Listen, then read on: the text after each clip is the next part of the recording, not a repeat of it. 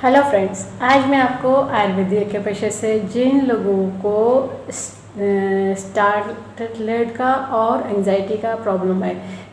Getting Starlet का मतलब होता है एकदम से चौंक जाना, और एंजाइटी का मतलब होता है चिंता फिक्र करना। ठीक है, अब इसमें होता है क्यों, गेटिंग स्टार्टलेटेड क्यों होता रहता है। देखिए, जिनको हार्ट में फंक्शन डिस्टर्ब है या हार्ट में ब्लड की कमी है, यानी बॉडी में ब्लड की कमी है, तो हार्ट को भी सर्कुलेट करने में वीक पड़ रहा है, तो वो लोग एकदम से चौंक जाते हैं। ठीक है, हार्ट रिलेटेड प्रॉब्लम होती है तब तो ये होता है, या फिर हीमोग्लोबिन कम होता है, या एनीमिक पर्सन जो होते हैं, या डिप्रेशन और टेंशन और इंसोमिया वाले लोग जो होते हैं वो चौंक जाते हैं। बैठे बैठे अगर ज़रा सी तेज़ आवाज़ हो गई, कोई चीज़ गिर भी गई, यूँ करके चौंक जाते हैं। चाहे एजेड हो, चाहे बच्चा हो, चाहे मतलब यंग हो, इसमें एज का कोई रिलेशन नहीं होता, क्योंकि ये किसी भी एज वाले को ऐसा होने लगता है अचानक से। ठीक है, वरना कहीं कुछ लोगों को ऐसा होता है कि कुछ लोग इतनी तेज़ आवाज़ हो रही होती है और उनको कोई फ़र्क ही नहीं पड़ता है कि हाँ ये आवाज़ तो नॉर्मल है उनके लिए। कोई भी आवाज़ एकदम से बहुत तेज़ से हो गई या कभी बहुत तेज़ से हॉर्न बज गया तो वो चौंक जाएंगे ऐसे करके। तो ये हार्ट रिलेटेड जिनको प्रॉब्लम होती है ये उनको ज़्यादा होता है। और एंग्जाइटी जिनको बनी रहती है, एंग्जाइटी वाले पर्सन को भी ये बहुत ज़्यादा होता है, क्योंकि एंग्जाइटी, इंसोमिया और गेटिंग स्टार्टलेटेड, इस तीनों चीज़ इंटरकनेक्टेड है।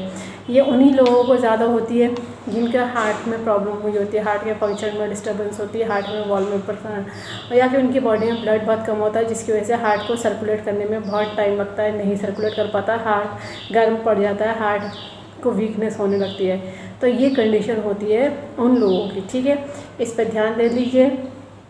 अगर आपको बीपी रिलेटेड प्रॉब्लम है या लो बीपी की प्रॉब्लम है तो तब भी चेक कर लीजिए, कहीं आपको ये बॉडी में अगर ब्लड की कमी है तो हार्ट को बहुत ज़्यादा प्रॉब्लम हो रही है, तो हार्ट में फंक्शन में डिस्टर्ब हो सकता है, या हार्ट के कोई भी स्ट्रक्चर में डिस्टर्बेंस हो सकता है। जब अगर पता चल जाए तो उसके हिसाब से पॉइंट और अलग से ऐड ऑन करे जाएंगे। अगर ब्लड की कमी है तो पॉइंट अलग ऐड ऑन करे जाएंगे, और हार्ट में कोई रिलेटेड प्रॉब्लम आ गई तो उसके हिसाब से किस वजह से कौन सी जगह का प्रॉब्लम है तो उसके पॉइंट अलग से ऐड ऑन करे जाएंगे। लो बीपी के अलग पॉइंट ऐड ऑन करे जाएंगे और हाई बीपी के अलग होते हैं। तो हर चीज़ के पॉइंट अलग अलग होते हैं, इंसोमिया के पॉइंट अलग होते हैं। अभी तो मैं आपको एंग्जाइटी और गेटिंग स्टार्टलेट रिलेटेड का ट्रीटमेंट बताने जा रही हूँ।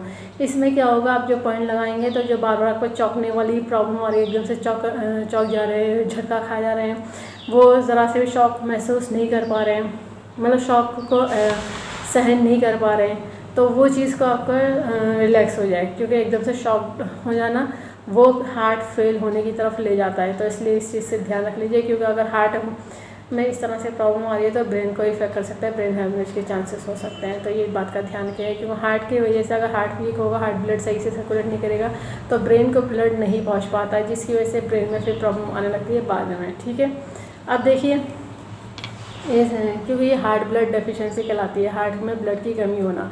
अब ये पॉइंट को लगाने के लिए ज़रूरत होगी डॉक्टर टेप की, पेपर टेप की, किसी मेडिकल या सर्जिकल की शॉप से ले लीजिएगा। 1/2 इंची का टेप है, स्किन वाले टेप है, कोई और सा टेप नहीं यूज़ करेगा, इस बात का ध्यान रखिएगा। जिन्होंने कोर्स करा उन्हें पता है आयुर्वेदिक के पेशे से में यूज़ होता है बियर मैग्नेट, जो एक तरह से वाइट होती है, एक तरह से येलो होती है, टोन सीडेड का काम करती है, प्लस माइनस एनर्जी होती है, नॉर्थ पोल साउथ पोल।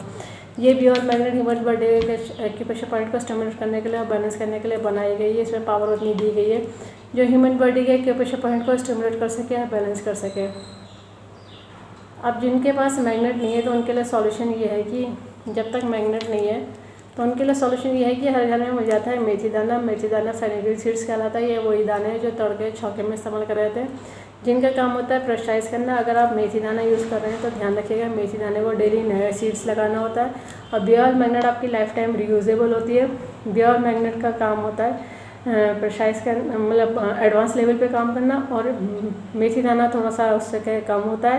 मेथी दाना बार बार ख़राब हो जाता है, उसको नया लगाना पड़ता है। और टीसीएम के पॉइंट बताने जा रहे हैं, जिन्होंने टीसीएम पढ़ी वो लोग समझ जाएंगे, बाकी लोग लोकेशन देख करके पॉइंट लगा लीजिएगा। टीसीएम के पॉइंट पे या तो मेथी दाना लगेगा या फिर बियर मैग्नेट लगेगा, दोनों में से एक ही चीज़ लगेगी।